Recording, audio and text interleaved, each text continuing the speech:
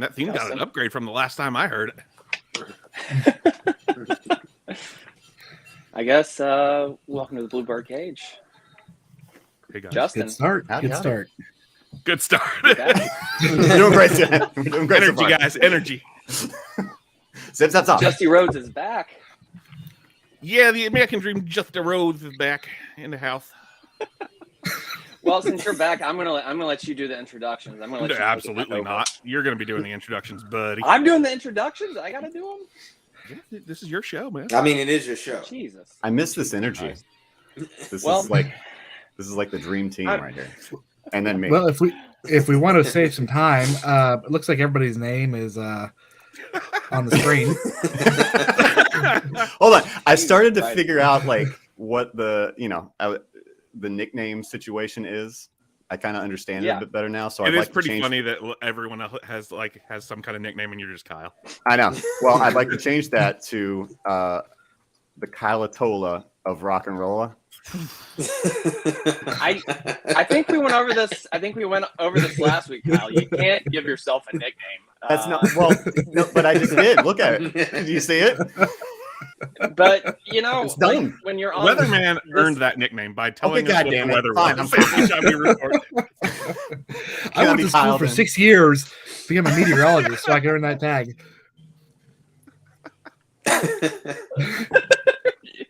Fine. Oh God! I'll wait for it. See if I can earn it. Monster Energy Drink. See, fuck you.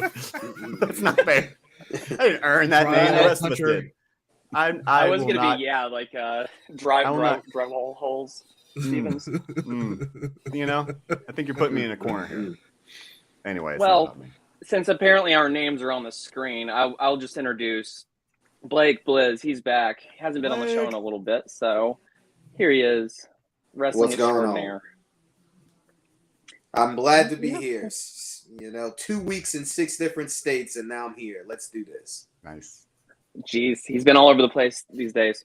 Let's hit some wrestling headlines. I wanna share something that Blake shared with me earlier this week. I don't quite understand it.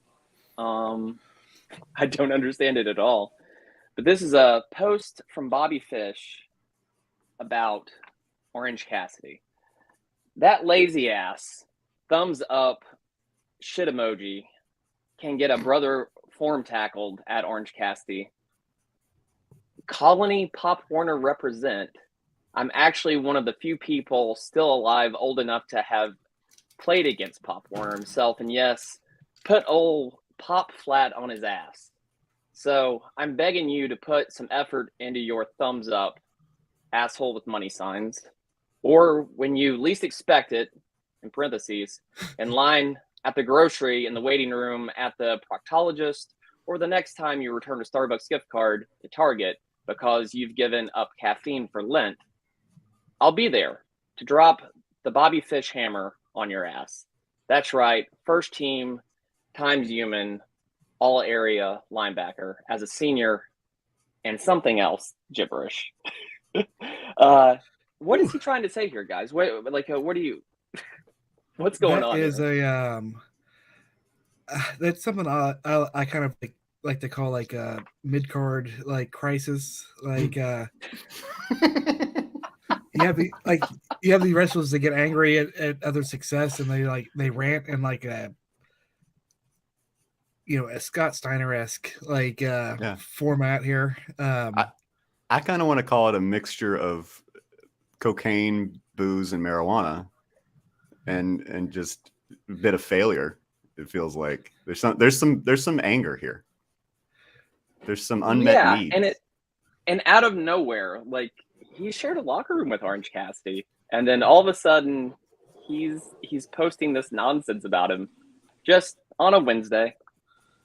It seems like he's popping himself a lot with the Starbucks Target references, unless he just knows too. Unless they had like a real heart to heart, and like this stuff came up, and he's like, I'm going to now use this, but it doesn't seem like a healthy conversation. No. So it doesn't at all. Somebody might need to have an intervention. I'd like to bring up the Pop Warner aspect of this. What is that? Pop Warner was a like a football coach, I think. I've got his Wikipedia page pulled up here. He died in 1954. So what the hell is he talking about? It's because everybody likes to make fun of how old Bobby Fish actually is. Okay. I'm pretty sure that's the joke there. The rest of it, I don't know why he's talking about like a youth league, Pop Warner football league. I want to bring up the real elephant in the room, and the real elephant in the room is, who are these 4 messages that you have on Instagram? These 4 messages? No idea. Okay, I just saw 4 messages. I'm like, we should be snooping on his messages. let's take a dive. I'm really bad at Instagram. All right. One of them's probably me. Maybe so. Hopefully somebody has a talk with Bobby Fish. It's hard not having any options. Got another big announcement. So it's supposed to be a dream match here. I want Blake's thoughts on this. Okay. How you feeling about this, Blake? Do you care? What's the dream match? I'm sorry, because did it not? Hey, hang on. It didn't switch over one moment. It doesn't change with your tabs. Okay. Here we go. We're going. There we go. This dream match. Is this a dream match? Does anybody care? Where's the story? I think Blake is muted. Yeah. I think we lost you, Blake.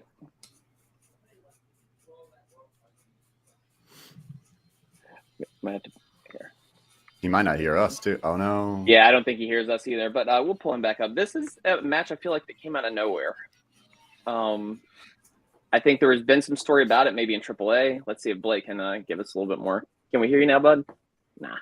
I think there was some story about it in AAA, and I think it kind of got postponed a few times, and then they're just kind of throwing it on here. I don't know that anybody in the States was really looking at this as a dream match.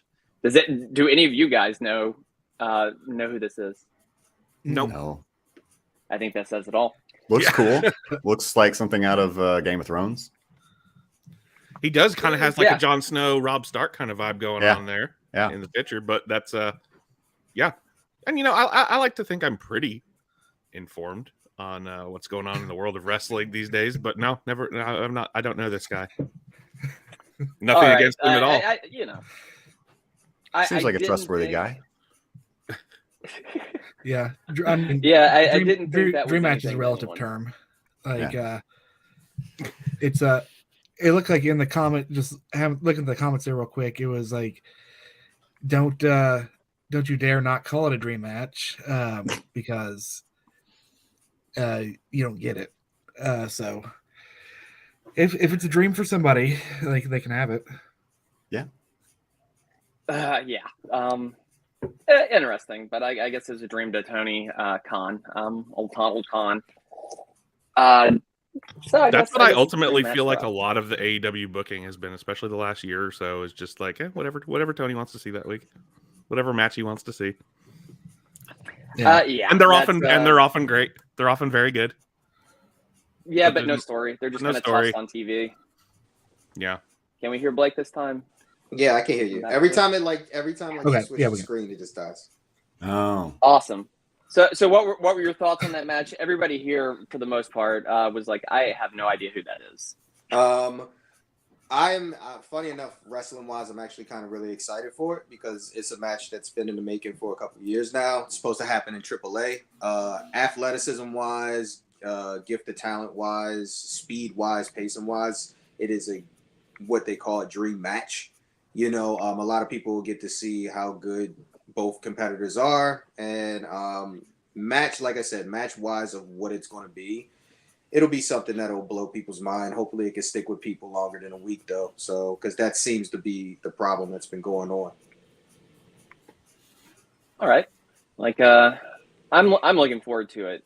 I'm sure it'll be a good match. I wish there was a little bit more story for the American audience though, so they could actually care about this match more. Yeah. All right. Had another a quote that came out about Vince McMahon here. I thought this was pretty funny, but and completely unsurprising of Vince. Unfortunately, it was Kurt's last match and wasn't so great, and Poor Baron Corbin he's kind of fallen from grace this past year. Baron Corbin, I don't think they know what to do with Baron Corbin. I don't know what you do with Baron Corbin at this point. I will say that I did like his unlucky Corbin gimmick. Now, bum ass Corbin was the height of Corbin. Like beautiful. Just like dude, like like he wasn't shaving his head or anything. He was just like balding and just made himself look as unpresentable as possible. And like, as a bald man, like that is a serious thing. Like if you're not well groomed up top, something's going on. Yeah. I immediately I would appreciate the continuity of like he would like spill food on his shirt 1 week, and then the next week he would be wearing the same shirt with the stain still there. Like I would just like that little bit of attention to detail. And the way he was talking about like trying to open up a can of tomato soup or something like that. It's like, so I just beat it on the side of the ground, and some of it got on me. Like he's just that character had a lot of life left in it. I feel like they did the whole he gets rich again and becomes Happy Corbin, Lucky Corbin, Happy Corbin, Happy. But bum ass Corbin had a lot of life left in it. That could have gone on for a while. I think the Corbin roller coaster is really what we're here for. Like you need that G-force of like he's down, now he's back up, now he's down again. Like that's the drama that I want to see out of him, because I want to feel for him and then I want to hate him.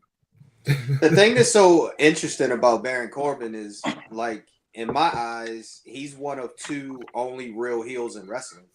That's like literally a heel. He doesn't get cheered. People don't like him. Like it's only like two people I can think of that are really like that aren't like cool heels. So it's weird to see him in the positions that he's in.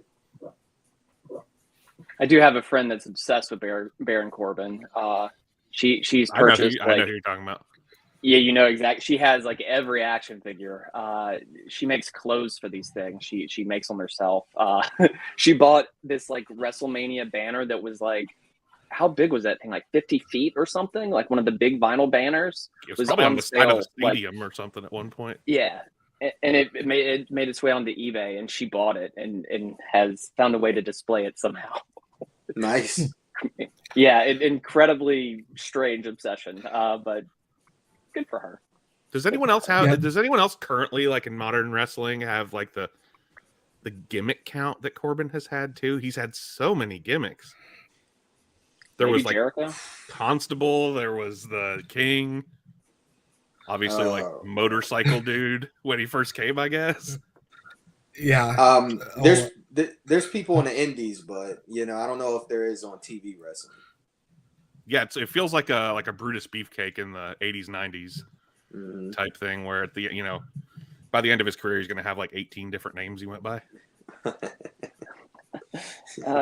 And here's something else that's been happening this week, and I guess probably last week too.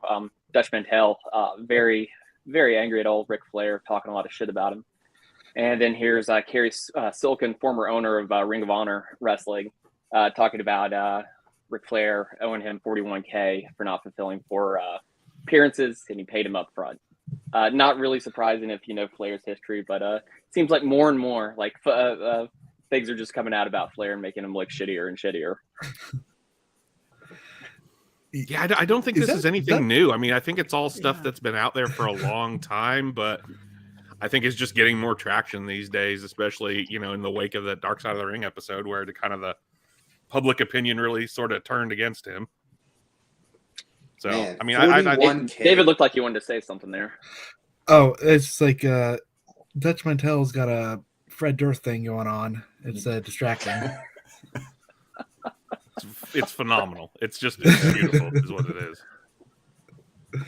It's also interesting, just, these are stories from like 2009. I feel like by that point, you kind of know what you're getting with Ric Flair. So like saying he owes you $41,000 for something, I mean, yeah, it was more on the pay. I don't know if that's on him. Say it together, guys. Do not loan Ric Flair money. Right. You will not be paying back. I'm not the victim blame, but I do feel like you kind of know what you're getting into if you sign up down that road. You have him show up, dude. I'm sorry, please. Oh no! I'm sorry. I didn't mean to interrupt you. Oh, going to say the same thing over again. And at this point, if Tony Khan owns Ring of Honor now, I'm not a business expert, but they also absorb the debt. So him saying that he personally owes him $41K is probably false. Ring of Honor was sold to somebody else by Kerry Silkin before then. Well, I'm just saying he doesn't own it. If he sells the business, you sell the debt. Like it doesn't work like that. So he's just personally. Just another mark on Twitter, Eddie. Like we're giving him what he wants by talking about it. Now it's 42,000. This week, have it on a podcast. There you go. Yeah. The interest builds as the interest builds. So,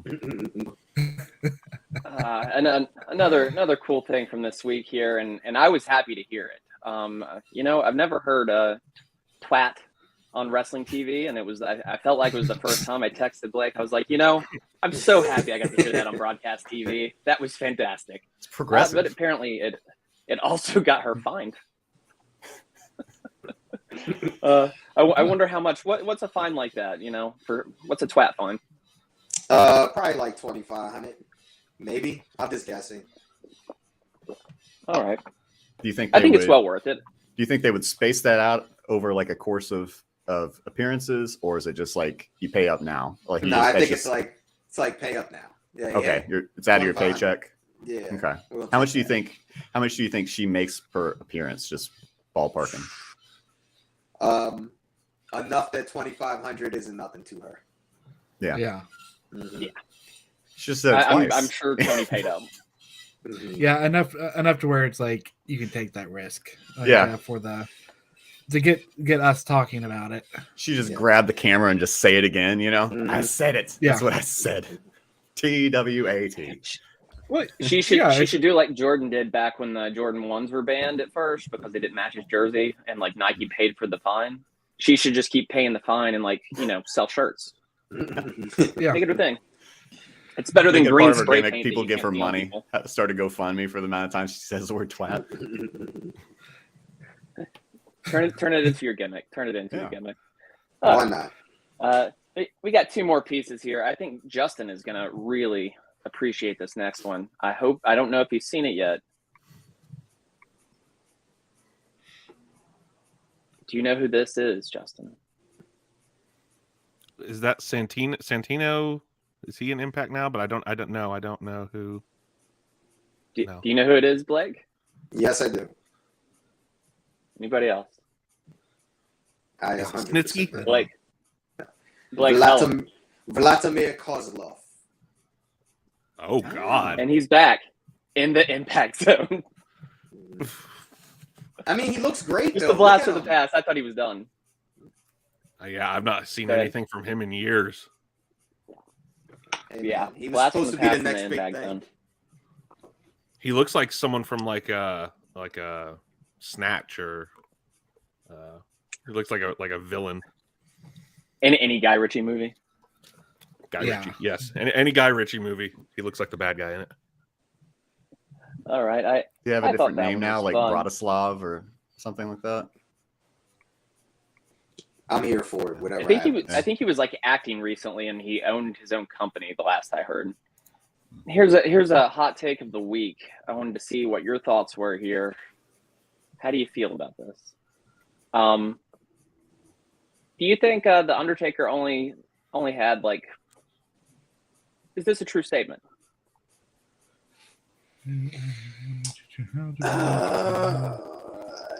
I can for the readers, for the listeners at home. Could you read it out loud? Hey, WWE PC kids. I'm Coach Undertaker. I'm going to teach you how to be good for 4 non-consecutive years of a 25-year career. Wow. This is about some news coming that he's been approached about being a coach. Now, who is this person that's tweeting this now? It's just somebody on the internet. It's just a hot take. He's the 31st Robert O'Neill. Are we BuzzFeed now, or we're taking a tweet out of context? We're gonna dunk on this guy? Yeah. It's just is it truthful statements? The question. No. Absolutely not. No, you don't think so? Nope. No, like that. This is something, kind of getting back to the Bobby Fish thing. If what he was doing was a shoot, something Undertaker did was he played his role for 25 years. Like, he showed up and he did his job. He wasn't seeking a title. Like, he was coming out being a character, and that's something that's missing from today's wrestling. Everybody gets behind somebody and they want them to shoot to the top. They jump companies and stuff like that, and they're stuck in the mid card because that's where they belong and that's where they're needed.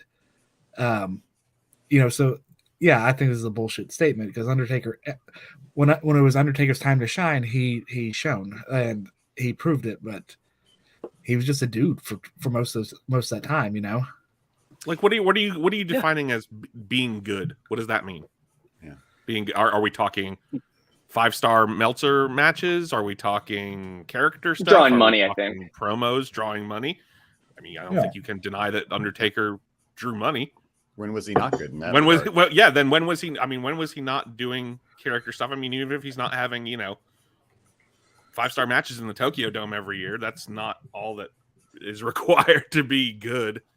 Yeah. I mean, if you really sit down and think about it too, if one of his worst matches is being concussed and losing to Brock Lesnar, okay, that might be one of his worst matches, but it's one of, if not the most memorable match of all time. So he still did the job and not even remember what he was doing. So what are we saying here?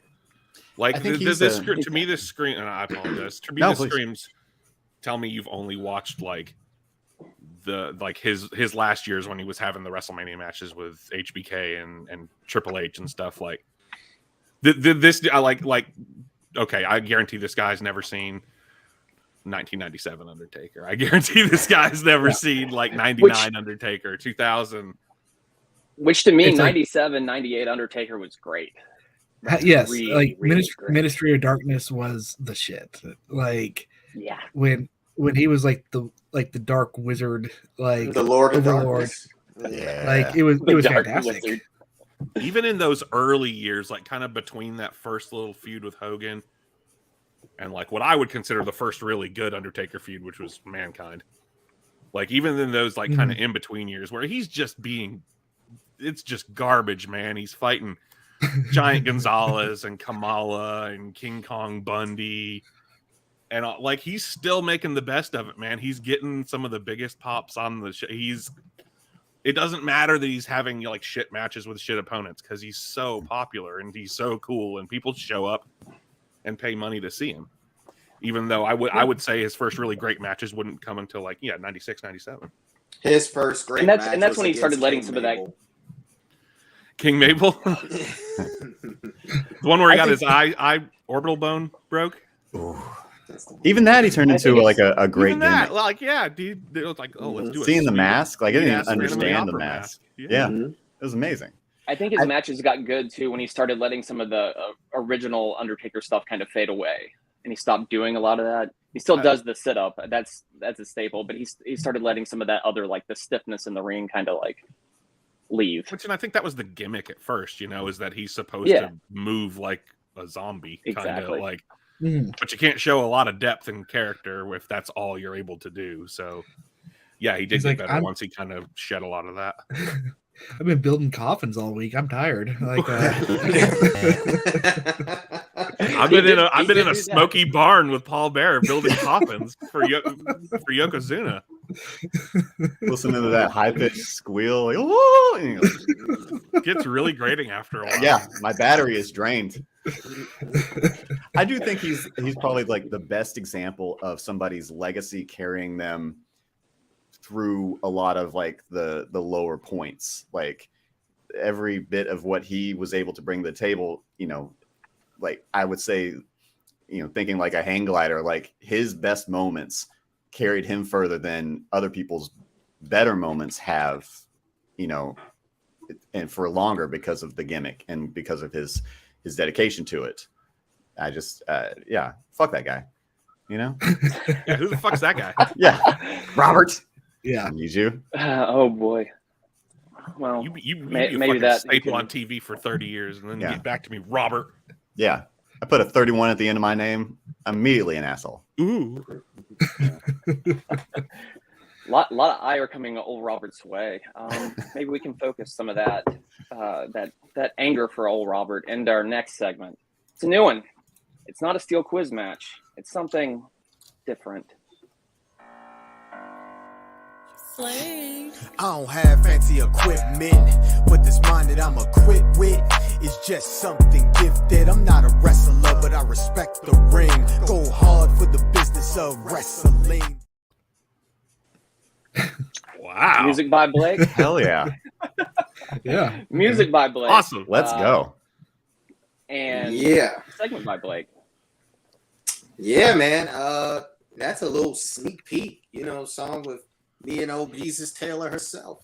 Oh, hell yeah. Oh, shit. Yeah, but we'll get into that a couple months down the line. We're not going to talk about that. We should have a conversation about that. Yeah, we will. Trust me. Okay. Trust me. So, something that I like doing is promo work. Eddie has done promo work. We're in podcasts and stuff. So how about we just mix it up a little bit, have you guys do little 30-second promos, So I like to catch people off guard. 30 seconds. Justin, why don't you sell me on this week's Dynamite? This week's Dynamite? Yeah. Like this past week's Dynamite? Yeah. If I didn't, I'm glad you liked it. I did like it. Mm-hmm. Oh God, I feel extremely put on the spot here. That's what we do. Look, you're telling me that AEW doesn't have stories? Tune into AEW Dynamite this past Wednesday. You're going to see the four pillars, the four young up and coming talents from AEW in the ring together for the first time. You're going to see the Elite back together. Where does Hangman Page's allegiances lie? You're going to see him in the ring with the Young Bucks and Kenny Omega. I don't know. I don't remember what else happened. Stop. That was good. That was good because you focused on the main parts. I mean, you kind of spoiled it, but yeah, I did. As I was saying it, I was like, oh yeah, I guess I'm supposed to. This must be like an ad. Yeah. But that's what class is about. Class is about getting better and making mistakes. So when you do it out live, when Tony Khan hires you, you know not to spoil it. When you got a review last week, So with that said, okay, let me see. What can I do for the Weatherman? All right, Weatherman. Why don't you sell me on a 30-second promo of why Ultimate Warrior versus Hulk Hogan at Mania was one of the most memorable Manias possible? Oh, I'd have done better at that one.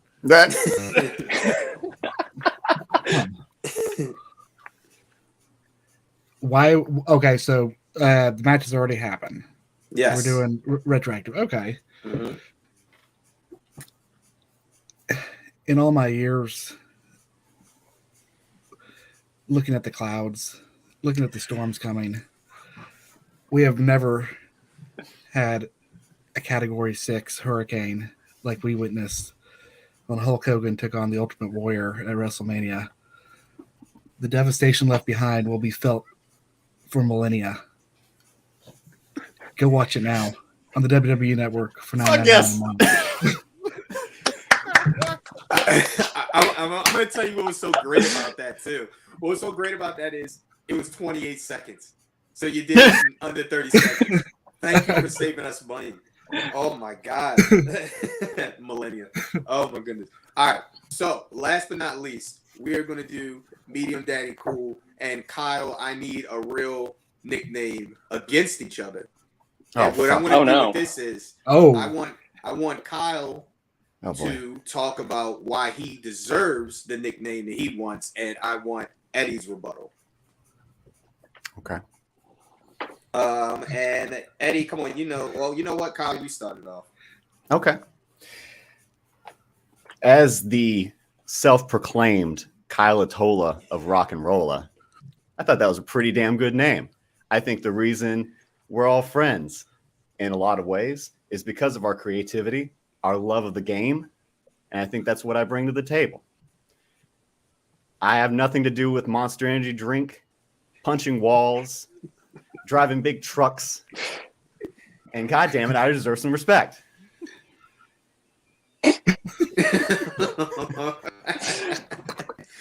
Oh man. You stuck that Kyle landing at the end there. You did get a little Kyle there. I did. Yeah. Damn it! He wants that damn respect. Put some respect on his name. It's a balancing act, you know. I've got sugar-free Red Bull in the fridge. That's the closest I'll get. Kyle. Yeah. Kyle. You know, if you hadn't participated in this friendship for all these years, you would have known that there are consequences for trying to give yourself a nickname, and it's years of ire behind your back, and sometimes in front of your back.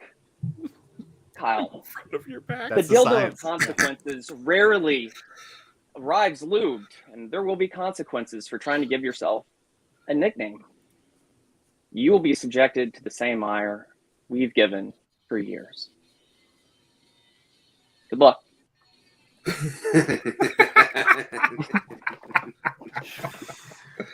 The real question of the day is: next week will Kyle have a new nickname or no? This episode's not is over my mountain yet. to climb. Oh, this is it. Wait, what? I missed. We'll see. I mean, Eddie said, Okay. "Look, the episode's not over yet." So hey, maybe you get it by the end of the episode. Who knows? It's fair. That's fair. No, I immediately thought of our mutual friend. We don't have to say their name, but the request for a nickname, I get you.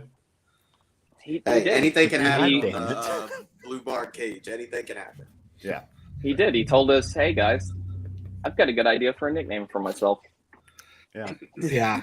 You know, And that's basically trying to call yourself the Kyle of whatever. I feel like, Eddie, that you did come up with Medium Daddy Cool. And I feel like I came up with the J-Ster, which is what it used to be. That was a Chris Jericho reference, though. We'll have to look it up. I am open to dealing with the consequences of my own actions as well, if that is true. We'll have to go back. You have to be willing to grow and Hypocrisy is change not yourself so if damning. you expect it from other people. Yeah. Based on the Thank you for holding me accountable, Justin. based on the promo, you will not find out of the consequences of your actions for years to come. That's what I got.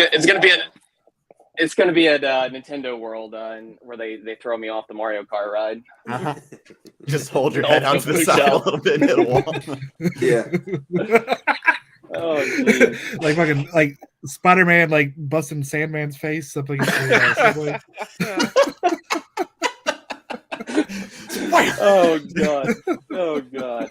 Find that moment. And it makes a little feedback there, Blake? Would you say any Back feedback? there?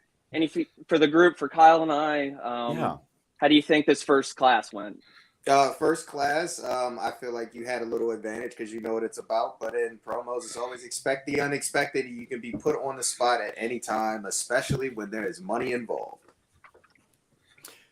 All right. Curious question. I think, yeah. When you, obviously you want a little bit of chutzpah, a little bit of pizzazz and some zhuzh and some heart with it. That's the word I was looking for.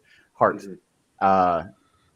With your promos, when you find when people who start speaking from that place, do you find that they have trouble like staying on course? It depends on the person, really. Like, for instance, the way I look at promos is I look at it like you should be able to speak like that even if it's not a promo. So, like, if you're doing a presentation or if you're representing a company, let's just say for Monster Energy or something, you should have that voice. And even if it's at a 10, but yeah, like if you just think about some of the biggest things you've listened to in the years, a lot of the people that cut the best promos are the ones where they feel like they talking directly to you. Like, there's people now that think they cut really good promos, but if you listen to it, they're starting off like, "Wah!" It's like, what are you yelling at me for? I don't want to be yelled at, So it's like knowing how to throw your voice as opposed to change your voice to make it uninteresting, if that makes any sense. Yeah, I did like maybe a year or two of improv training at Comedy Sports, and it seemed pretty similar in terms of like what you're where you're pulling things from. You know, like you bring all these different facets of real life or your experiences, and you're just plotting them in piece by piece.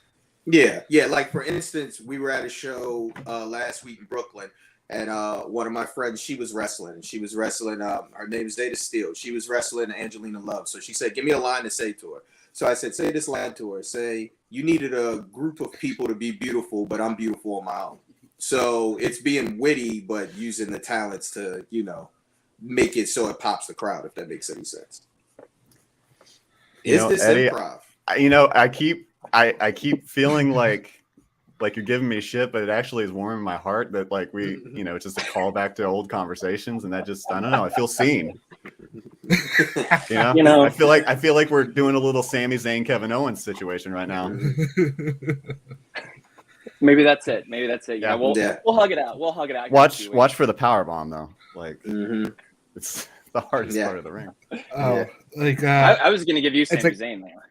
It's like the problem with this, like I don't know which one of you are the Sami Zayn in this relationship. I was gonna give Kyle Sami Zayn. I'll take it. He's got the thing. I've got that hat. You need to pack on a few pounds there, Eddie. Yeah.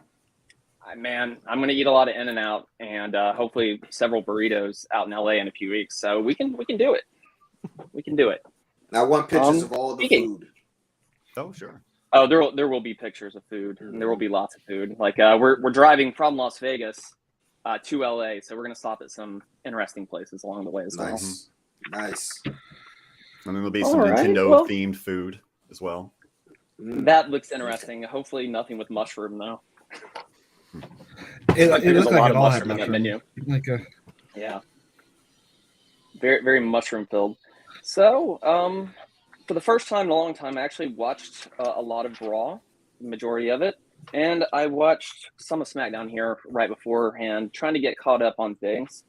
Did you guys watch Raw as well on the road to WrestleMania? Yep. I watched SmackDown. I heard caught up on the highlights of Raw. Yeah, same. I got highlights on both. But you're not spoiling. I actually watched SmackDown live last night, which I rarely do. Nice. See, that's me. It's like if I watch it, I watch it live. I'll put on YouTube TV, and like I was like, oh, I've had nothing else going on now. I was like, I can watch wrestling. Like I hardly ever get to like proactively go back and watch anything. But if it's on, if the timing's right, that's when I'll get it. I thought Raw was pretty decent. Edge and Finn Balor there kicking it off, and then kind of setting everything up for Hell in a Cell. That's exciting. And then there's the little tease with Finn Balor saying, "I've been to hell, and hell spit me out because it couldn't handle my demons." So it kind of sounds like we're at least going to get Demon Balor, but will they do a gimmick with Edge too? Because I've heard a little scuttlebutt that we might get Brood Edge. I don't know exactly what that means. I guess maybe the fire entrance. It's not going to have the long hair. Maybe a Christian return. The rumor is he's written off AEW now. We're going to get a Brood Christian appearance at WrestleMania. That would make me so happy. Is he out of AEW? No, that's not confirmed. That's just kind of the rumor with that. He was buried. Have we finally? The batch with Jungle Boy was like them writing him off TV. Have we got Gangrel confirmed for the Hall of Fame yet? Not yet. We're one person down. Now, you think they're going to do a mist guy and a blood guy in the same year? Because we already got Muda going in this year. The greatest of all time, Muda. Can't have that many liquids. We can't have that many liquid-based gimmicks going in the same year. The milk one, probably like... Ankle's already too long. We're good. Yeah. Can you imagine just like going after Kurt Angle on that one and just smelling spoiled milk the entire time while you're trying to open up? I was at the Hall of Fame ceremony where he went in and poured the milk all over the place. Oh, yeah. Oh, yeah. Yeah, I got out of there. He went hard on that. I did not want to smell it. Yeah. It's like, this is funnier on TV. Do not. You think Demon Balor will be purple and black this time, as opposed to the red and black? I hope we get. Are they going to change it like up? Judgment Day Demon. Yeah. Well, because you've only seen him as like a babyface demon. I don't think we've ever had heel demon in WWE. I always kind of felt like that was just like his face gimmick. It doesn't need to make sense to me. I will be so. It's an alternate demon personality. I'm not good with it. Thinking too hard. Demons will demon, Yeah. It's wrestling. Also during this match, and maybe I missed something, why did Gargano and everyone run in and then that went into a match for some reason? Was there a reason for this? Was that a match already on the card? Why did they run in? Like, what is their connection there? Eddie, all that is old school ECW. Hey man, let's kick these matches off, run in, ring a bell. That's all that is. Just weird. I just thought it was weird. I was like, okay, I guess it's good to see Johnny Gargano on Raw. Hey man, gotta do what you gotta do. Weird. Corey Graves had a really particularly funny one-liner, I thought, a couple weeks ago when he talked about Johnny Gargano going into the barbershop and asking for the boys' haircut number 2 or something. Poor Johnny. I thought that was a pretty good line. It's pretty good. No surprise here. Loomis took the pin. He kind of seems... Don't know what they're doing to him now. Like, he was doing the pop-up creep thing for a while, and now he's taking pins for Johnny Gargano. I look at everything right now. How I look at things is, let's get the WrestleMania, and then everything resets. That's when they say, all right, who's going to stick around, who may get cut, unfortunately, and who do we reset, and who do we bring in, So everything, I just look at it and go, nothing really matters. Let's get the Mania, then we start all over again. Yeah, I agree, because I feel like a draft is almost guaranteed after Mania. We're gonna shuffle up the rosters, and I think for a lot of the guys, the newer people that, especially that Triple H brought back, Loomis and Bronson Reed, and people that aren't probably gonna necessarily be on the card at WrestleMania, we're just sort of using this time frame. Maybe, and this is just me spitballing, but it feels like we're kind of just introduce them to the audience, and there's not really going to be anything too meaningful to get into until we get past the big storylines that are already going on. Yeah. Yeah. And they're even doing that at NXT, yes. It's really getting built up for Stand to Deliver. And I think a torch is about to be passed. And, some people, it's going to be like, all right, man, you've been here long enough, move up, and I feel like that's just the whole reset process that's happening.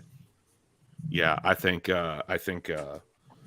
Breaker will be, I think we'll see him on the main roster after Mania. Yeah. I imagine. Yeah. I just saw Cameron Grimes. Where do you think you'll see him at? Who would you start Braun Breaker off with? I would put him on SmackDown, but that's just me. SmackDown, I don't know. SmackDown has this feel of like more freedom than Raw. Raw feels like it's more pressure cooker. So, Who would you feud him against? I would put Corbin. I'm just seeing this sixth host pop up, and then you just try to knock him off. I put him in there with somebody like if it's SmackDown, I would probably put him in there with somebody like a LA Knight. So it's gonna force him to be charismatic if he's in there with somebody like him. I'll put one, and I think for the same reason you just said. I feel like the Miz. Oh yeah. I feel like because the Miz can take a loss. It doesn't matter. The Miz don't need to come out on top of a feud. I want to see LA Knight looking good, and I feel like LA Knight and Braun Breaker. It's like, man, both of those guys can't afford to come out of this looking bad. You know what I mean? Bad, yeah. So I think like Breaker and the Miz would be a good pairing. I'm here for that. Makes sense. All right, move on a little bit. We had Austin Theory pin Dawkins, and then after the pin, he puts Cena's, it's called something else now, but it was called the STFU on him and kind of rubs it in to kind of further that storyline. A good way to do it without having Cena actually in the building. You think we'll see Cena again before Mania? Will it be the go-home show? I would think so if his schedule allows him. It sounds like his schedule's pretty open. So, I mean, in a way, you don't need to see him because, I mean, it's John Cena, but the tickets are sold. Yeah. Yeah, So, but if he's there, I mean, it's John Cena. So there's a win-win either way, I don't know what the ticket sales are like for that go home show, but I'd say if they're not sold out, they want to get him on the card because I mean one of the very few like proven draws we have. Like when he gets announced for a card, that shit sells out. Yeah. I'd like to see it. I think they're doing a pretty good job of furthering feuds without having people actually like needing to have like confrontations or pull aparts or anything like that. They're doing a better job about that. What do you think? What do you guys think happens there? I mean, do you think like, because I mean, Theory feels like Theory has to win. Where does he go after that? Because I mean, that promo was brutal. That Cena promo, and a lot of it was true. It put me in mind of the Roman Reigns promo from like 2017, 2018. I can't remember which year, but I mean, it's the tough love. Like Cena's job now is to like, here's what's wrong with you, and we're gonna address it in front of the crowd here. And if you want to get better, you got to fix it, and you'll fix it by losing to me, or by beating me. Honestly, I'd love to see him win. I'd be perfectly fine with John Cena winning that, and then that being the impetus for Theory to rise to the next level. Like, he doesn't need the title necessarily. It's for me to care about what's going on with him, and I think him losing that would be an interesting story, even though it might, from looking too far back, hamstring, like keep John Cena there, and everybody's just like, well, he's not going to be here forever. Like logically, that might not check out, but like I don't want to look at it logically. I just want to look at it as a narrative. And I think I'm just gonna fantasy book Cena wins the title. Next night on Raw, brings back the U.S. Open Challenge. We get a debuting Jay White, comes out, beats him, and then Cena gets to go away again. That'd be cool. That's another win-win, because like Kyle was saying too, like Theory doesn't need to win because I mean it's going to look better if he wins, but if he loses and still goes on somewhere else and becomes stronger, it's just as good. I think Theory's in a really good position, But look, if Jay White pops up the next night and all that, everybody loses their shit, and life is just peaches and rainbows. I don't see a war. I mean, and God knows in wrestling today, I mean everything could change overnight. But I don't see a world where we're not having Austin Theory in a main event program for the title by the end of the year. I could see him doing Theory and Cody later this year. Here's my fantasy book. All right. He loses and then he gets sad, right? Because you're sad after that. Bum-ass Theory? He's going to lose his Bum-ass Theory, bum-ass Corbin, the trauma bonders. They're trauma bonders. Oh, God. Whatever their moves are, they both collapse in a heap over somebody and they just pin them. They cry. And it's like a sad Orange Cassidy. Yeah.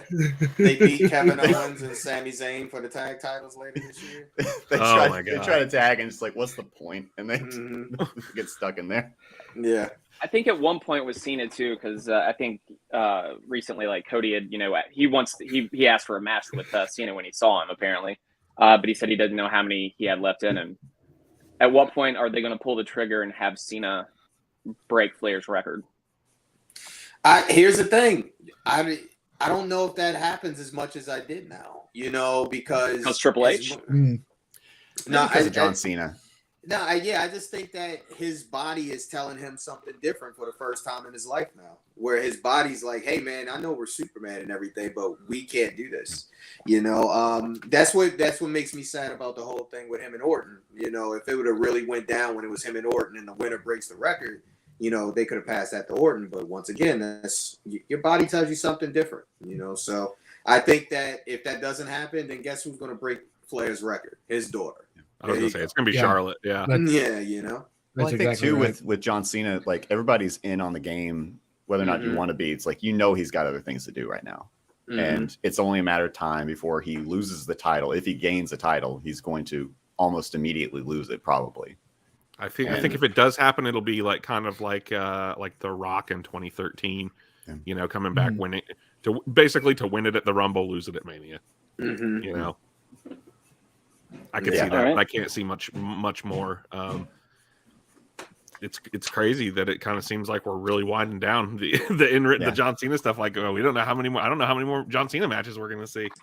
And it doesn't seem like he would want to do that either. Yeah. Like for the title, like it seems like he would feel like that would denigrate the title. Mm-hmm. If he can't give his best effort, he wouldn't want to do it. And even like playing 2K23 and doing his like showcases and stuff, I'm like, damn, this shit's really about to be over. Like, it's going through my head as I'm playing. I'm like, damn, like this is crazy. You know? Yeah, like I could see it maybe if he did come to break it being like a kind of like WrestleMania 28, 29 with him and The Rock. It'd be one of those things where he'd be around for long enough to keep the program running and running some more matches. I think you'd have to do it like that. Hopefully we get to see it with him and Randy, like if Randy gets back healthy and back on the roster. Moving on through Raw. That would be cool. Go ahead. Mm-hmm. Yeah. Oh, I think that's like the next big thing you can do, like on the card. That would be real interesting at a Mania. Moving on down a little bit, we had a Carmella and Chelsea Green attack Bianca Belair, and then Asuka comes out and then kicks her, and then Belair starts hitting on her, and Corey Graves says, Chelsea Green being passed back and forth. And then he had a little too much of a pause, and he was like a ping pong ball. Made me think of Jungle Boy a little bit. But yeah, they did that, and then Asuka does this weird dance with the belt. I don't know what it was. She's kind of playing it like a guitar or something, and then she starts to hand it back to Bianca Belair, and then she just smiles with the mist kind of dripping a little bit. I thought that was cool, but the dancing was strange. Oh, that's typical Asuka though. Like she's been doing just doing Asuka shit. Yeah, that's all that is. That's the perfect name for it. That's just Asuka shit. You know, like she's been doing that since her Kana days. So it's just to add the mystique into it. I'm actually glad that she gets to be this persona of her. It feels fresh, gives a little fresh meaning for her and Bianca. And it lets you know, like, Bianca must be doing a good job as the champ because guess what? She's been a champion for a year and nobody's complained yet. And that's very, very rare in wrestling. That's where she should be, yeah. I saw something about that earlier where she's coming up on a year or just hit a year or something. Which it's like she's I saw she's now officially the longest reigning African American champion in WWE ever. Yeah, that's great. There's basically no story going on with Asuka and Bianca. I mean, I'm excited for the match. I think the match is going to be awesome, and I'm a big fan of both of them. But I mean, it feels like, we're 2 weeks out from Mania, and all we're really doing is little weird segments where they're feuding with an undercard team. It's one of those mutual respect matches. I guess so. I mean, it's a babyface versus babyface. We don't want to turn anyone too heel, so I get it. And like I said, I'm excited for the match. Yeah. I mean, I think the match will be awesome. Do you think it's Bianca's time to lose? That's the tough question. I think it's Asuka's time to win. You could turn Asuka heel, and that would solve the heel problem there. And get it off the babyface. I think the bulk of their story will come from that. Whoever wins this match, and I would just for like the booking aspect of it, or the narrative aspect of it, but like seeing Asuka win and then seeing Bianca chase her for the title. Hopefully, not too much back and forth too quickly. But make that mean something, I would be way into that story. But I don't necessarily need the story just yet to really want to see that match. I really think this is the first beat of the story. I imagine this will go on probably through the summer. It's probably going to be at SummerSlam as well, I imagine. But be great. I think it will be. Yeah, I mean, like I said, there's not really a story yet, but I think, like you said, the first beat will be this match. So more face paint. I want Bianca in face paint. Oh, Bianca in face paint. Yeah, I could see that happening. Be into that. All right, moving on a little bit. We got Rollins versus everybody's favorite, Corbin. Miz interferes a little bit. Corbin, of course, like they're all on all fours. Him and Miz are. Rollins does a little Hardy-esque little pop off of Miz, and then gives the stomp to Corbin and the pin. Okay. Poor Corbin. he just is kind of out there without JBL now. Like I thought that was going to go somewhere, but yeah, guess not. Hey, look, I'm just here for Seth Rollins. I'm here for Seth Rollins. Like, I'll yeah. I agree. Yeah. All right, and then we got the Corbin's one of those guys. confrontation. He does his job. He does. Yeah. We got a confrontation after that with Omos and Lesnar. Omos holds his big hand up beside Lesnar's head for a little long to show just how damn big that hand is, and then goes in for the shake. Doesn't let go. Lesnar gives the stomp on his hand to make him break it, and then he gets shit canned out of the ring and just kind of laughs. What did y'all think about this? Is this are you excited about this match? Yes. Yeah. I for many reasons. Wait. Yes, there's so much I'm excited for. A, the trash talking of Omos in a match is amazing. And B, just to see what's going to happen in this match. I don't care what anybody says. I'm super excited for this match. Because it could be 8 seconds. It'll be great. Yeah, exactly. Here's what we're all in it for, right? The visual that's going to be Brock Lesnar F5 and that big giant dude. It's going to be incredible. Can you give him a belly to back? Is what I want to know. Yeah. Will we have suplex without breaking him? It's going to be more like a crotch to the face sort of deal, you know? But yeah. It's going to have to tuck. Yeah. He's going to have to tuck. Yeah. I think this would be one of those matches too. On the card. But that's going to be one of those things where I think the people that don't like Omos will be like, damn, I think I like that dude. Because one thing about Lesnar is it doesn't matter who he's in the ring with. He's going to sell for you, and he'll do his best to make you look good. So I think this will be Omos's time. I can't wait for it. And he wanted this match too, Lesnar did, over a few other options for him reportedly. So should be interesting to say the least. I think it'll be really I'm good for excited Omos. to see it. Yep. I think it'll be like a Frampton Comes Alive moment for Omos. You think he's going to get the W? I don't think it matters necessarily. No. Yeah. But just the legitimacy of having we're just a bunch of homosexuals on this podcast. We're ready for it, man. Yep. Oh God. Moving on a little bit, we got Solo versus Owens. Big spots there. We're getting a suplex in a lane of chairs. Something that was weird though, I thought before that was Kevin Owens was giving Solo headbutts and he was selling them. It's not supposed to happen with some Owens. Not supposed to happen with some Owens. That's a glaring error. I was bothered by it. I was especially Solo. He's doing the whole Umaga thing. He shouldn't be selling headbutts. Could y'all catch me up to speed on this? I'm sorry. Samoans don't sell headbutts historically ever. Oh, because they have the hardest heads and all of that. So, yeah. You know what, Eddie? Congratulations to you. I didn't even catch that. I did not catch that. Good for you. Yeah, it was weird. It was right before the chair spot, and he was like, he got kind of dazed, and I was like, "What the damn hell?" Do you think he got flack for that backstage? I hope he did. I hope the Bloodline gave. You think he got a phone call? I hope the Usos gave him some shit for it. Yeah. At least because they don't even sell headbutts. Yeah. You think the tribal elders called him up? And just sees Rikishi on the phone. It's fucking Rikishi on the phone. I'm gonna let that go to voicemail. Sell headbutts. And then you see it's a 3-way call. The Rock pops in. You got the whole family. Now you're in trouble. Yeah. What are you doing to the family? All right. It's just this. There's the forehead answering. Like, what do you think is wrong with this picture? Oh man. Oh god. This match makes its way backstage, and as soon as Owens gets backstage, he gets super kick partied by the Usos, and he ends up losing the match. Not bad. A little surprised he took the pin, but with interference, I guess it doesn't matter so much. But this is also furthering the story, which is Kevin Owens refuses to work with Sami Zayn or Cody. He is insisting on going it on his own. And guess what? Every time you do it, you're going to get your ass kicked because there's a whole lot of them.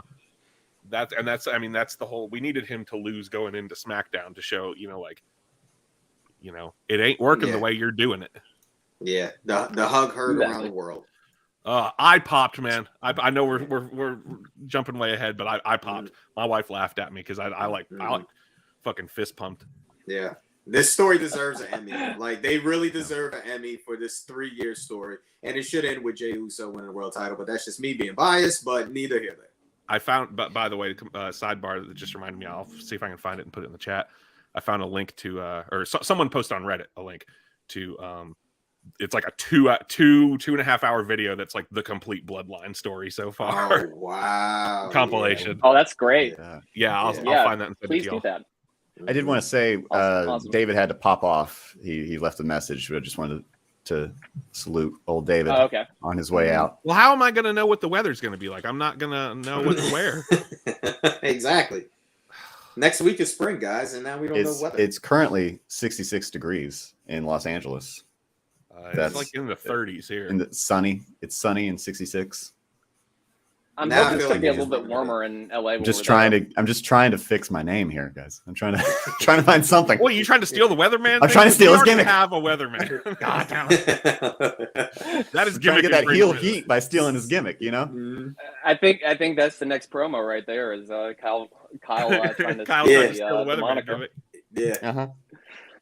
All right. We also, I guess, one of the big spots on Raw was Cody versus LA Knight. LA Knight has been great. Everything I've seen of LA Knight, I've been really enjoying on Raw in the main card.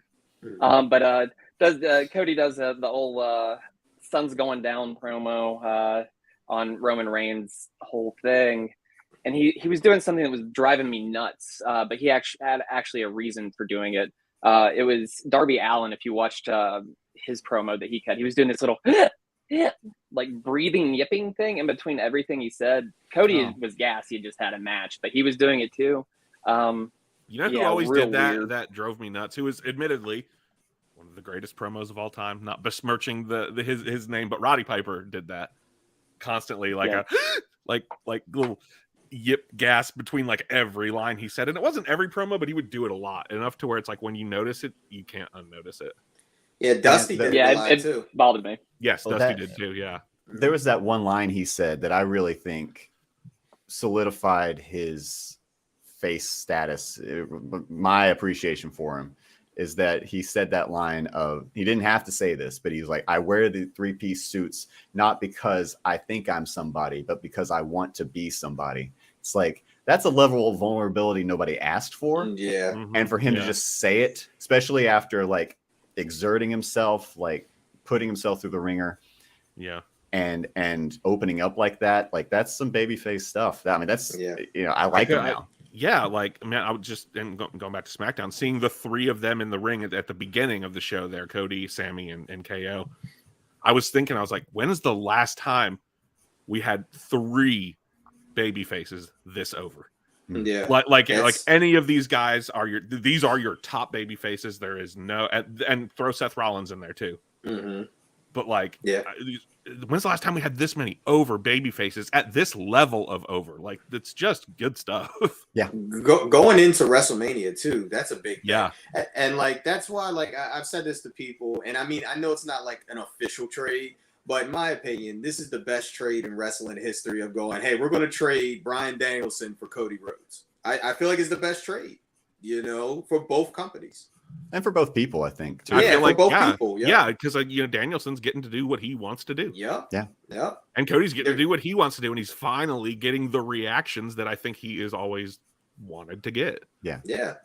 There's so much about what he being the babyface that he's always wanted to be. Being the conquering hero babyface. Yeah, that he just wasn't going to be in AEW. And there's just there's a lack of genuineness to him in AEW. I felt that like it was hard to go on that journey with him. Same way with Cena in his Super Cena days, and you know, when people started booing him, it's like, we're not booing you because you're not great. We don't relate to you, and you don't relate to you, and it feels forced, and it feels like it's being forced on us.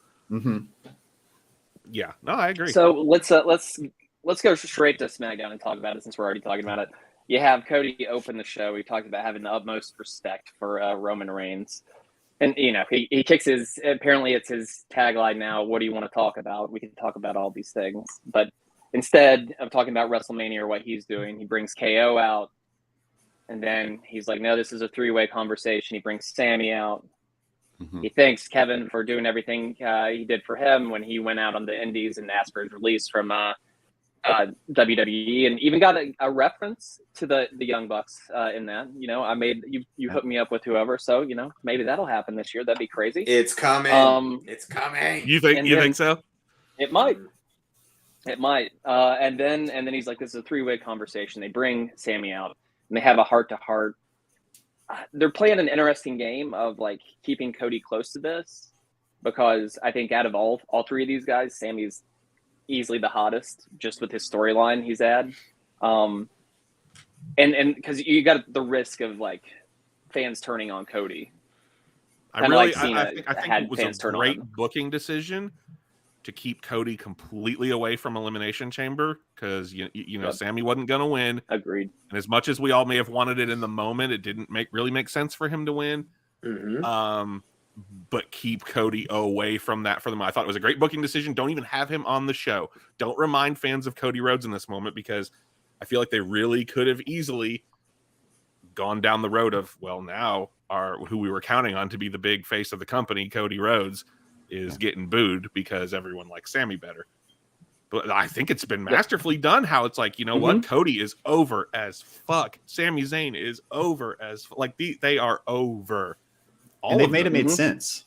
Like, yes, they all have a part to play, and I really appreciate them just doing this story. I feel like a lot of this has to be Paul Heyman in the background writing this, and different people bringing their thoughts into it as well. I think you got to credit probably Paul Heyman. I think you've got to credit Roman Reigns, who, if by all accounts, has a lot of creative control over his stories.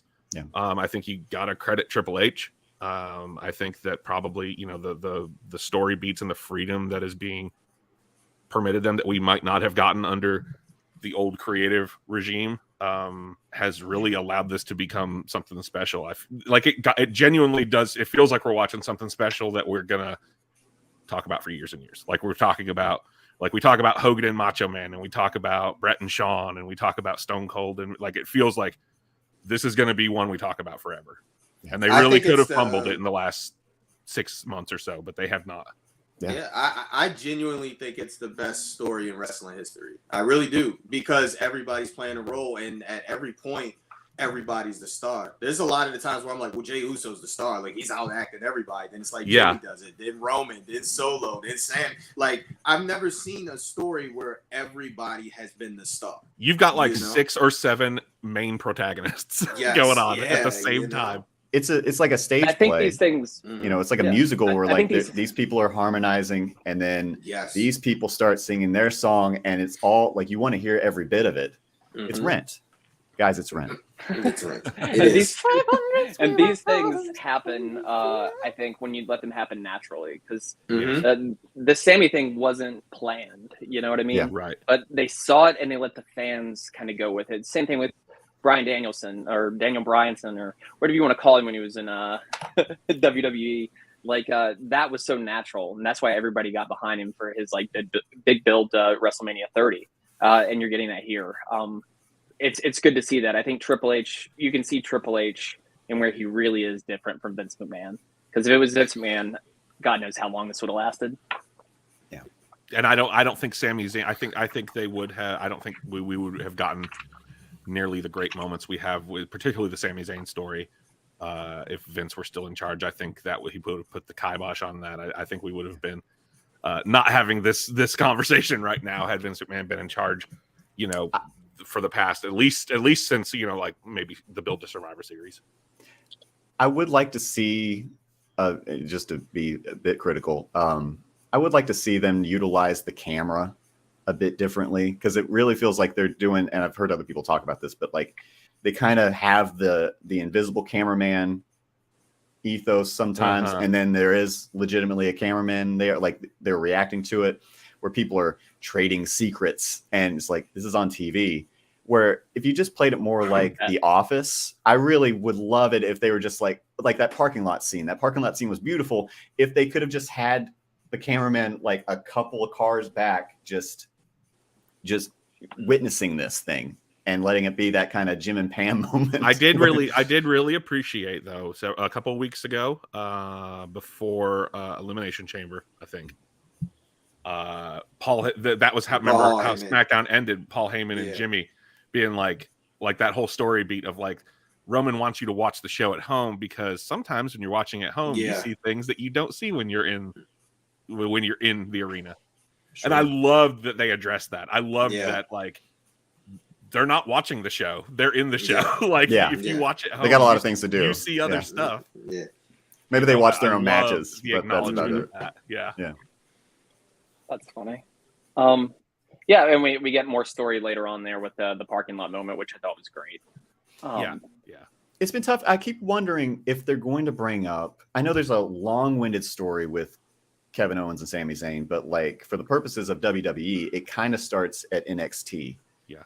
Right. Mm-hmm. And that moment where he comes out to see his friend, but then he immediately betrays him. I feel like that was almost like the elephant in the room. Like, you don't want to be my friend anymore, but when did you ever? When did you, like, if you're done with me now, but like I was always a service piece. I just felt like, I don't know. I also think it's both of them acknowledging that they love each other, despite the fact that they both have to realize that they've done horrible things to each other. Yeah. I think that part brought it home. Like once Sami Zayn just said, "I love you," like, that's some real shit, guys. It's like, I kicked you in the dick and like fed you to the bloodline a few months ago and beat the shit out of you, and you powerbombed me on the apron and took my NXT title, and we just keep doing this, and you suplexed me onto a ladder, and we're just gonna do it forever. Love hurts, man. Yeah, I think that's the moral of the story. Love hurts. The hardest part of the ring is love. I hope that's a tagline for a movie I'm going to start writing as soon as we're done here. I don't know if I would see that. I think that they should use "Love Hurts" as the package theme song before the match Mania. I think that'd be great. Moving on a little bit through the rest of the show, we have Mysterio and Ripley versus Vega and Escobar. Escobar and Vega.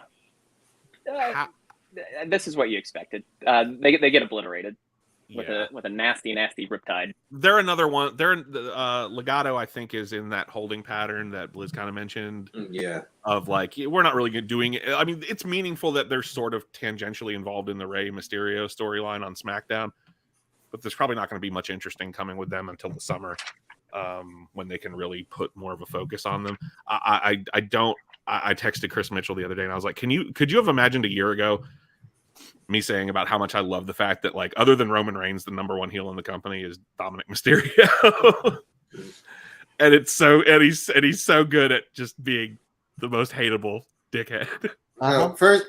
First of all, like, Dominic, he says some of the greatest shit too. When he was like, "And you got me a BMW, and it was an M series, and it wasn't even an M series." I was like, "Are you kidding me right now?" Like, ex-con Dom. Yeah, man, Judgment Day has just been a complete 180 on me. I wasn't sold on Judgment Day for a long time. I'll tell you the moment that really turned it around for me was when Dominic kicked Edge in the balls at Clash in the Castle. And they were and the rest of the Judgment Day was just outside, like a bunch of high school jock goons, just like dying laughing at him kicking Edge in the balls. That was the moment where I think it turned for me. Their reaction to all that, like I was saying it last week, Finn Balor's ability to land this super impressive move somewhere, like super athletic and move, and then immediately turn to the camera and give that shithead like. I love that we're seeing like absolute dickhead flexing tongue out. Like, it is the funniest part of the show. Like that's Prince Devitt. We're finally seeing Prince Devitt in WWE. So I don't know if I want to see the Demon necessarily, just because I love this. Finn I just Balor hope he so keeps he has the full paint and everything, but he just keeps acting like a just fucking dickhead. Yeah. Anytime Prison Dom's on my TV, my heart just blows up. It's like the Grinch, you know, when he realized everything's so good. It's like my heart just grows 10 times bigger. God damn, I love wrestling. I love him so much, man. Gosh, I love that man. Has this made the Hall of Fame must see this year? Yes. You know they're doing some. Yes. Are they going to wait until like the Hall of Fame ceremony to make the match official? That would be wonderful. That would be really good. Because we all know it's going to happen, but they'd really like. I feel like right after, if they weren't going to do it last night, I mean, Dom's going to have to like do something big, right, to like goad Ray into the match. Yeah, they're going to do an angle at the Hall of Fame, right? He has to, because he keeps pushing and pushing. Yeah. He has to punch his sister in the face, like that's what he has to do. Or his mom, you know, or his mom, you know. But see, if I hope he goes to jail again.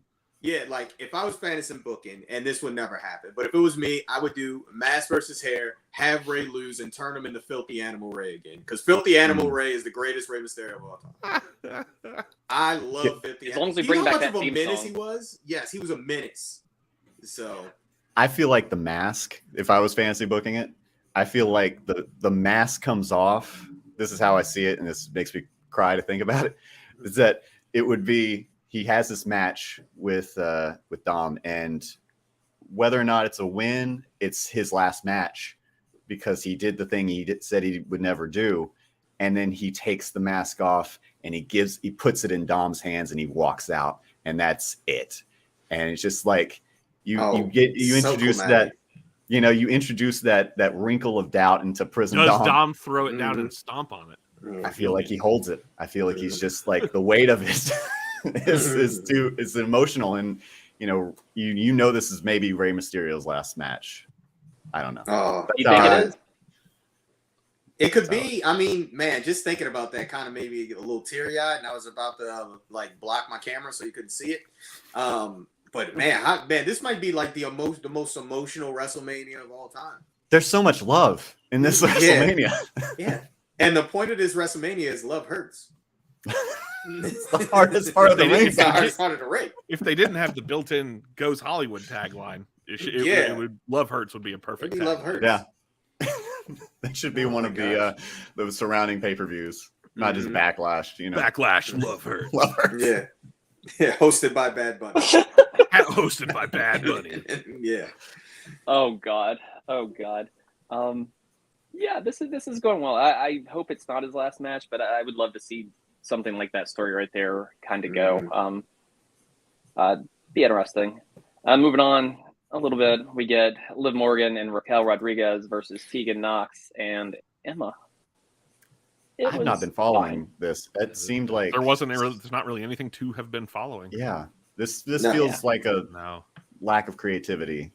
I think what this is, I think it's basically they're not going to do the battle royals this year, so they're basically like we're just going to do 2 4-way tag matches, and here you go.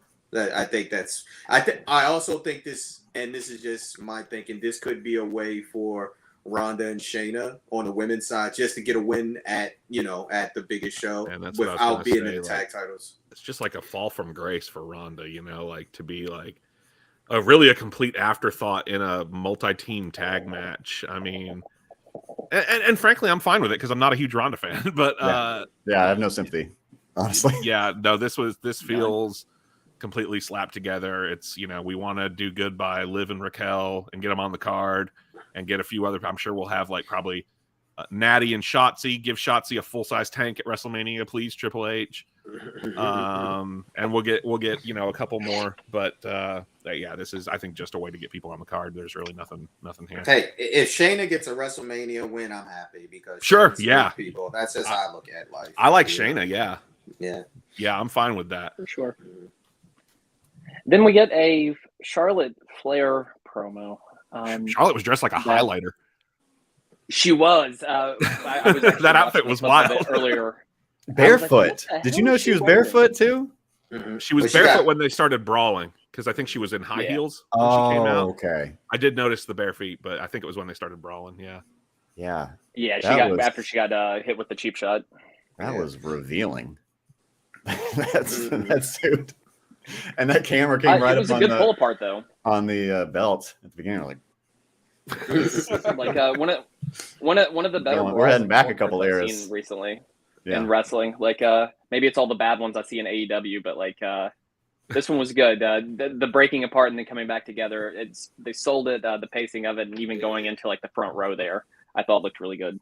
I felt like this was oh, sorry, go ahead. No, I was gonna say, and you got to have a Kenny Dykstra and Petey Williams sighting. Oh, yes. So there you go. That's always great. Mm-hmm.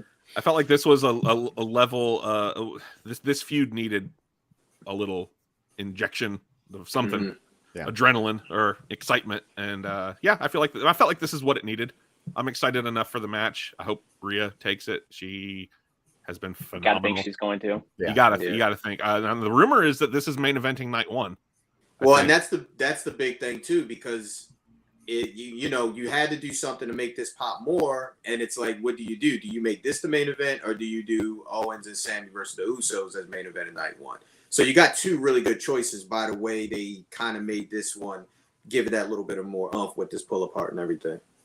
I kind of wonder if the Bloodline storyline will start and end night 2. Like we see the tag team match at the beginning, and then we see the championship match at the end. I think it's going to be the storyline that kind of weaves itself in and out of both nights. I could see like night 1 opens with KO and Sammy beating the Usos for the titles or something like that, And obviously we know what's going on last on night 2. And I think, we'll have some stuff in there too. If the Usos lose the titles, some room for like some backstage segments or something with Reigns, addressing them, getting Solo involved somehow. But I think that, it'll be something that it'll be like a 2-day story, like a 2-day finale. And if that happens that way, and they do lose the tag titles, that's extra pressure on Roman, right, to win, to step up and protect the name of the bloodline. Because I think that's the story right now, is that you can't. Everyone has realized you can't take down the bloodline by yourself. They're just too strong. Cody, while he wants to see KO and Sammy together, there's also a little selfishness going on there, because he knows that he ain't going to be able to take out Roman by himself if the Usos are constant and Solo are constantly running interference. He needs backup. He needs his own bloodline, for lack of a better term.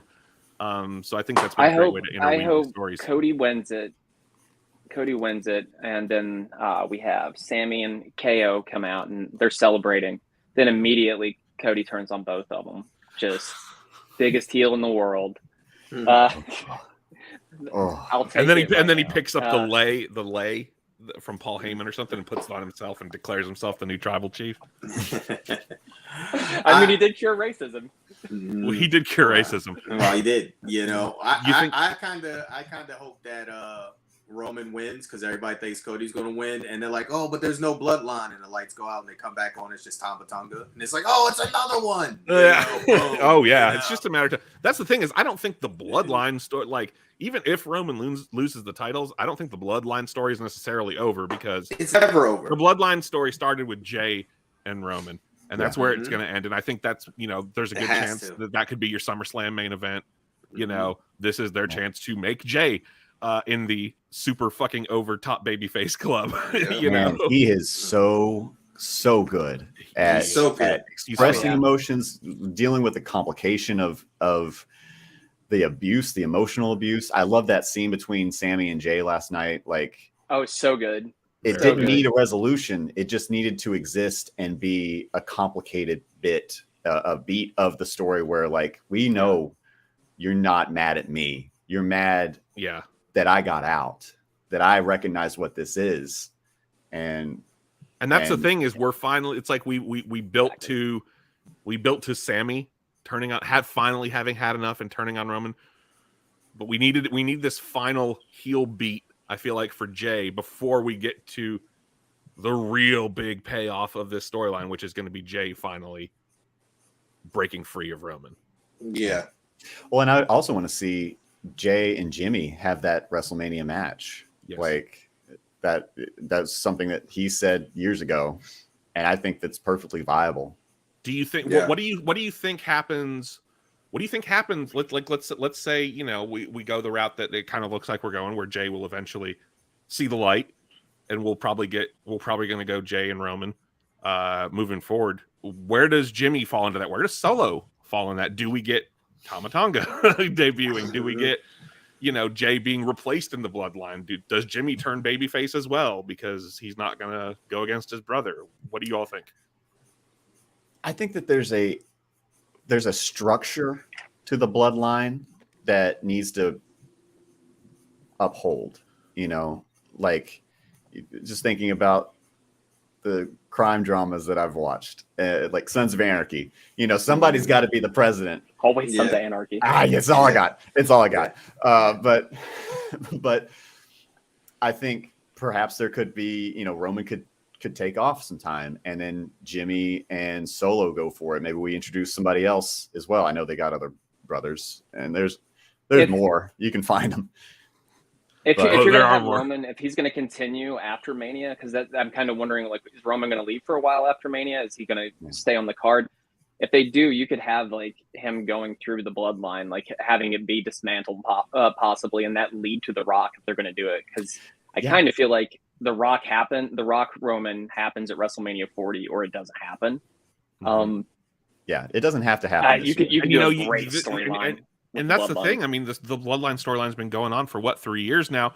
We could very well be coming to the end of the championship reign chapter of that story. But I think you could do a whole other year, like you said, of bloodline drama with the Usos, with Solo. You could get Tama Tonga involved, all culminating in a Rock match at 40. And have that be the true end of the bloodline story. And, I imagine Roman with he's already essentially, as far as in-ring, part-time. And I imagine with he's got a history of health problems. He's not going to be doing this forever. Yeah. So it could be like his sort of, maybe not last match, but, a big kind of final sort of moment for the storyline for him. I'm just so impressed with how he's maybe not grown as a wrestler, as a performer, but like become himself. He has, man. He has. Watching like 2016, 2017, 2018 Roman Reigns versus the Roman Reigns we've gotten the last couple of years is just night and day. Yeah, seeing him holy shit, his ability to cut a promo, his ability to emote. It's just, I remember when we were in the pandemic, when we were in like the Thunderdome era, when they did a lot of, it was one of my favorite elements of that era, which didn't have a lot of favorite elements for me, but the use of talking during a match, because you could turn the crowd volume down and you could hear them talking, and it was cinematic. Especially, I remember, the early bloodline story with Jay and Roman and involving Jimmy. Like that having beats in a match where you literally stopped wrestling and you just heard them talking. Yeah. Like I loved that. And he being Roman he's so good at it, man. Yeah. He's so good at this character. He's developed a lot more layers. Oh, sorry. Yeah. And I was going to say that match that Justin brought up too, that Hell in a Cell, Roman and Jay. Yes. It's like one of my favorite matches of all time. And I don't me too, to be honest. Me too. Like you said, it's that talking. The talking and everything in it. It is one of the most dramatic things I've ever seen in wrestling. 100%. 100%. And to see him develop this emotionally insecure character that needs to control other people. Yeah. He's a narcissist. He's manipulative. He gaslights people. He is so toxic. Yeah. But he's also but also because he's so incredibly insecure, puts you in mind of like Evolution era Triple H. Yeah. Of like he's so all these terrible things, but at the core of it, he's super insecure and has to surround himself with people because he's too scared to lose. Mm-hmm. I think that moment he had years ago with John Cena, which sounds like we were saying, the John Cena effect with Austin Theory being played out again, hopefully. But you saw that, and maybe, listening to him in interviews and stuff, you kind of saw who he really was versus this character that he felt kind of hamstrung to play. I keep saying hamstrung, but like that he was holding a lot back, that there was something, and he was almost nervous to be that character because he's trying to be John Cena 2.0. And then once he finally got to be like, you know what, you're a fake ass bitch. And like, he just got to start saying these things. It kind of exploded out of him. We're like, this is the guy. I want this guy. Yeah. Well, that's the same effect like when you look at Seth, when you look at Becky, like when they were just like, hey, just do you, all of a sudden it's like, man, because I always think about like Seth when he did that thing with Riddle, it's like, hey, you still there? And he cut that promo. Like that was good, so good. Yeah, so good. Like when you just let that little bit of you come out, man, it becomes magic. Even listening to Jay, like sometimes when Jay gets like really hyped, and he starts talking, it's just like, damn, man, like Hollywood's gonna pick this dude up, and we're not gonna have no bloodline. Yeah. So. Well, yeah, even like last night with like his voice breaking when he's saying like, I called you my brother. You know what that means to me? Mm-hmm. Like, and his voice is breaking, like he's really crying, man. Mm-hmm. Yeah. And Blake, I want to say this to you, and I want to admit this to you. Mm-hmm. After that spot with Sammy last night, the Usos for me, because they can act. That I don't want to talk about FTR. Mm-hmm. I want to talk about the Young Bucks. Best tag team on the planet right now. Well-rounded wrestlers, easily the Usos. It is like easily really the Usos. Is. Like that really sells it. Like like you guys are saying, the emotion, everything they were putting into that was just like, it's like damn. Like, and I don't know if it's Sammy bringing that out of people. I think Sammy is like one of those great dancing partners that you can have in wrestling. And he brings just natural emotion to everything he does, whether he's wrestling in the ring or cutting a promo. That's part of why all this stuff's been so good. Like, damn, like Usos, yeah. I think it's just been no denying it. It's like everything is clicked into place with all these players, all the bloodline guys, and the Cody element and the Sammy element and the KO element, and it works. It works. And man, yeah, thinking about the Usos now and then like thinking back to like the days in the face paint doing the haka when they came out and stuff and how it was kind of corny and very kid friendly and just like, man, it's kind of looking back at like Roman, like not that I hated the Usos necessarily back then, but like just watching how far they have come as performers is incredible. Yeah. And it kind of shows too, like, I mean, I know look, I'm not a big fan of having a quadrillion people write for you, right? But I am a fan of having people write with you and for you. Like when you have that and you can mesh all that stuff in, it kind of shows the difference of what entertainment is. Even like, so look at Solo.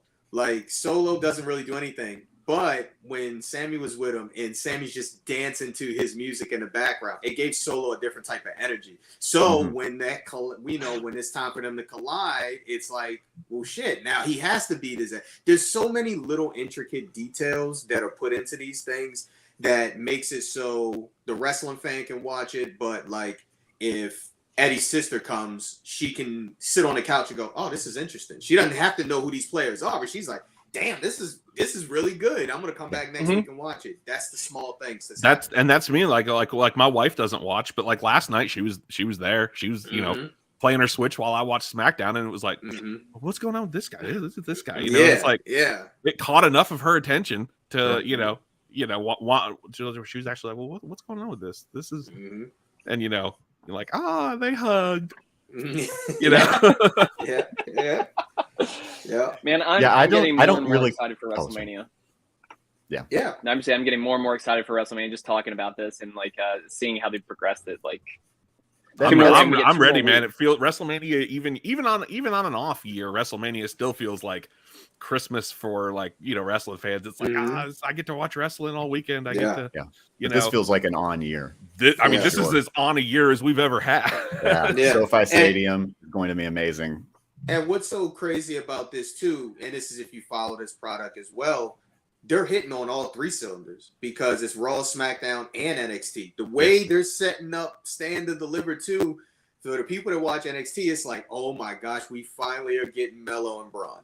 Like Carmelo Hayes, Braun Breaker, and people are legit getting pumped. Like 1 o'clock, we can't wait to see it Saturday. Let's go. Oh yeah, I've been really enjoying NXT. And you can't. I mean, the on-screen and real-life GM is Shawn Michaels. I mean, you cannot go wrong. I mean, Shawn Michaels out there cutting promos with Grayson Waller. I'm not complaining. Yeah, love it. One day, you'd think that'd be catnip for me, but here we are. We'll move it on through SmackDown just a little bit. Xavier Woods versus LA Knight. Xavier Woods, also known as arcade player and best close personal friend with Kyle, is this Improv Stevens. We're not close, but we're friendly. We played NBA Jam last weekend, and he eked one out on me. His team versus my team. It was a bit of a Southern Conference. There's two other guys with us. And that's how this match was set up. He was in the back playing 2K23, and LA Knight comes in, cuts a promo, and they decided to take it in the ring. Did you guys know that Xavier Woods has only had one shot at a singles title his whole career? Yep. Yeah, I remember them mentioning that not too long ago. It is wild. He's just been the tag team guy, like basically his entire run. His gear was different. I think it seemed more like a solo act. When he came out, my wife goes, "Is he the only New Day guy left?" And I was like, "No, not really." But it is weird seeing him come out alone. Yeah. Yeah. Well, I hope at the very least, if he gets, I want to see Big E at WrestleMania, and I hope he at least gets to introduce, I guess Woods at this point. I mean, look, if he can't wrestle, I understand, but get that man on my TV in some capacity. If that's what he wants, let me look at him. Let me listen to him talk, dude. He's so endlessly goddamn entertaining. He brings me joy. Yes. Yeah. Well, if you look at Woods, Woods was probably, besides Drew McIntyre, the closest to beating Roman until he had to get disqualified. So, hey, good for you, Woods. There you go. As we're talking about this, I did want to shout out a particular forbidden door that happened last night. In the pictures from the El Segundo Brewing Company stuff, the event that happened a couple nights ago for Steve Austin's new ale, there's a lot of pictures with Gina Darling, my friend and former colleague from G4. She was also standing right next to Freddie Prinze Jr. while he was getting lambasted by MJF. If you saw a woman take her earrings off, like she was about to go fight, it's the same woman. Cross promotional. Oh, Forbidden door's been broken, guys. That's what I'm saying. She kicked it in. That is the true forbidden door. Yeah. Mm-hmm. I'm here for it. All right, and moving on, we get to a number one contenders match for the Intercontinental title. We get McIntyre versus Sheamus. Ends with a bit of a Rocky moment with the brogue kick and the Claymore at the same time, just wiping each other out. And then we get Gunther being very frustrated, only for Adam Pearce to announce at WrestleMania it's going to be a three-way. Well, we were just talking about Big E, and now I'm ready to talk about big meaty men slapping meat. I think this was just a formality. I think we've all known the triple threat's coming. Yeah, that's the match that needs to be. That's what makes sense. That's going to be the best match. I'm super thrilled for this match. It's going to be painful to watch. Big Hoss. Yeah. It's Hoss fight. I'm going to try some red chests. Oh. I will try to get a chant going. I said this last week, but it's my purpose in this world right now to get to WrestleMania and start either a big meaty men slapping meat chant or Hoss fight would be amazing. I just want to see I just want to start a chant. I just want to pop myself, honestly. It's everything that you could want on a Haas fight, and I think that it will end with Sheamus pinning Drew and him becoming Intercontinental champion finally. That would be and fun. Everybody will be happy. I think that is the outcome that makes the most sense. I think it lets Sheamus finally become that Grand Slam champion. Drew ain't gonna be hurt by taking a pinfall loss at this point. Drew's in a great spot, and it allows Gunther to move on to other things. Maybe give me Cody and Gunther. Oh yeah, I'm here for that. Yeah, give me Cody and Gunther at SummerSlam or something. Let him literally rip his peck off. Rip the other peck off. Rip the other peck off. And funny enough, in his last AEW promo, Cody did make reference to Gunther because it was when he had his name changed from Walter, and he called him Gunther McGillibuddy.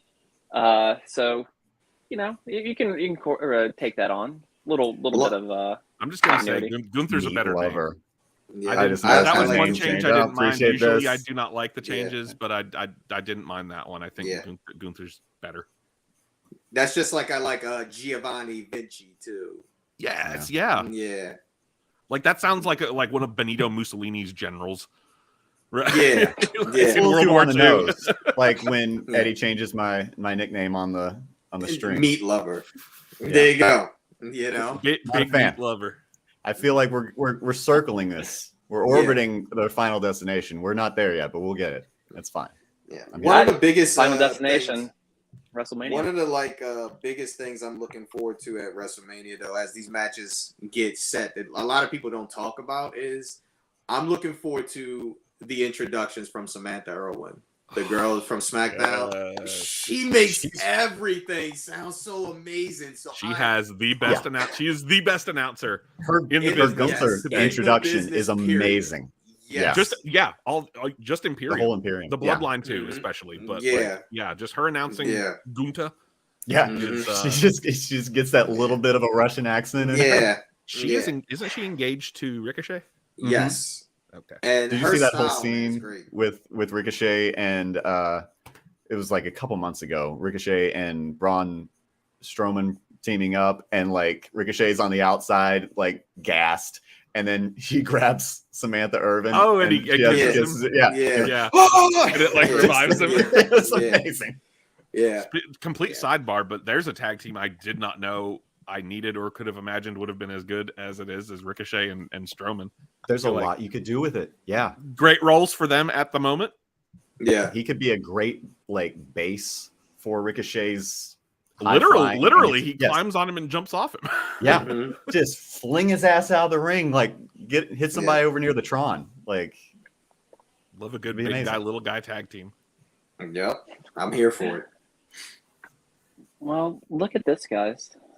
We're at the end of another episode of Blue Birdcage, part 2 of the Rhodes to WrestleMania. Do we have any parting thoughts? Like, how are you feeling here 2 weeks out? Can you sum it all up? How about you, Justy?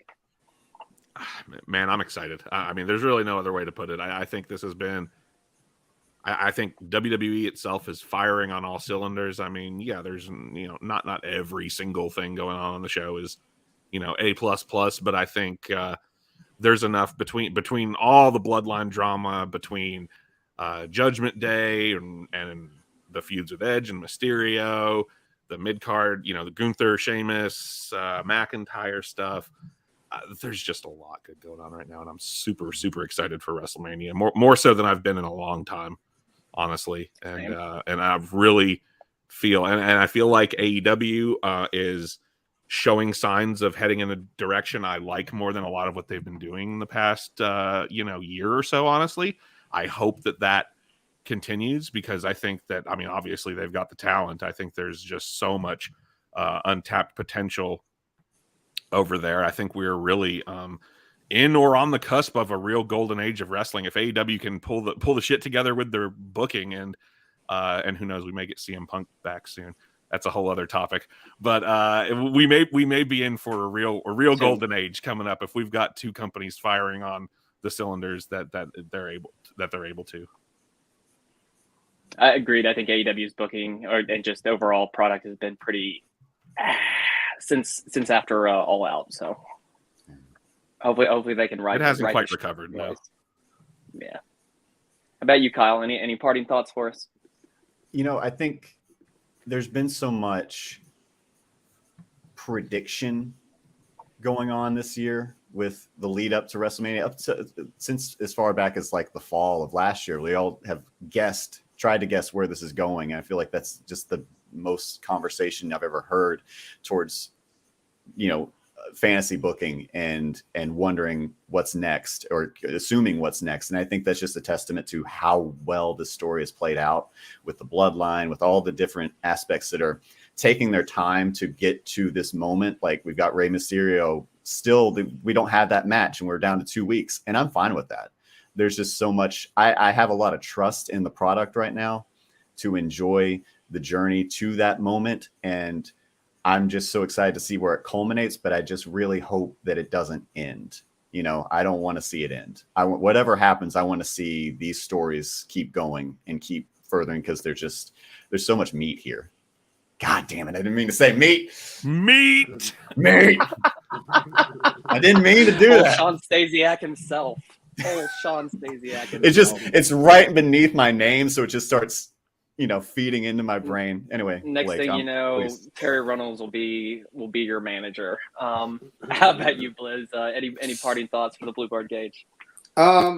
I mean, I think it's a fun time. I think Triple H hit it best when it comes to WrestleMania. You're going to get a spectacle like you're never going to see. And I think that's what's starting to hit. I think that's what keeps the buzz going.